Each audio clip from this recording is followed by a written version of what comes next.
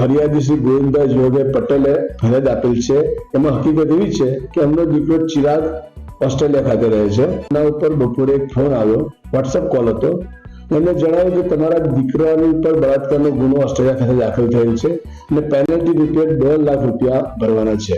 કુલ 3,50,000 રૂપિયા બે એકાઉન્ટ અંદર એમને જમા કરાવેલા હતા। ચિરાગ સાથે ફોન પર વાત કરતા ઓસ્ટ્રેલિયા ખાતે કે એવો કોઈ ગુનો એના પર રજીસ્ટર નહોતો અને આમની સાથે ચીટિંગ થઈ ગયું છે, ફ્રોડ થઈ ગયું છે।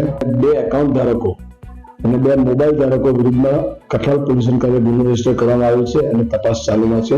મને ઓસ્ટ્રેલિયાથી પોલીસ સ્ટેશનમાંથી ગુનો જેવું ફોન આવ્યો, તમારા છોકરાને બળાત્કારના કેસમાં એરેસ્ટ કરવામાં આવેલો છે।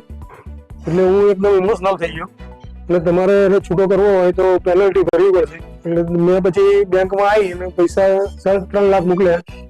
પછી એ લોકો કહે છે પૈસા આટલા ના ચાલે, વધારે આપો। તો 8 લાખની માગણી કરતો મેં કોઈ એટલા બધા પૈસા મારી જોડે નથી, એટલે મેં મારા ભત્રીજાને કહ્યું કે તારા માં થોડા પૈસા હાલ।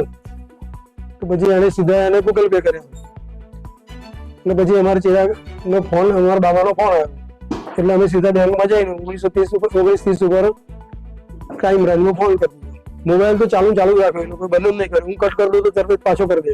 હું એને કહું કોઈ ફોન તો બંધ કર, સેકન્ડના ફોન ચાલુ રાખું છું, તમે તમારામાંથી જે કરતા હોય કરો બેંકમાંથી। એ લોકો હિન્દી ભાષામાં વાત કરતા હતા એટલે મેં એમને પૂછ્યું, મેં તમે તો ઓસ્ટ્રેલિયાથી બોલો છો અને હિન્દીમાં વાત કરો તો હું ઇન્ડિયન છું। એટલે અમારા ભત્રીજાએ પછી એ તો એને મેં એને કોઈ પૈસા ન એટલે એને બાબાને વાત કરી, મેસેજ મોકલ્યો। એટલે પછી એને કહ્યું હું તો 10 મિનિટમાં વાત કરું છું। એટલે એની વાત કર્યા પછી અમે જાણ થઈ ગયા। તો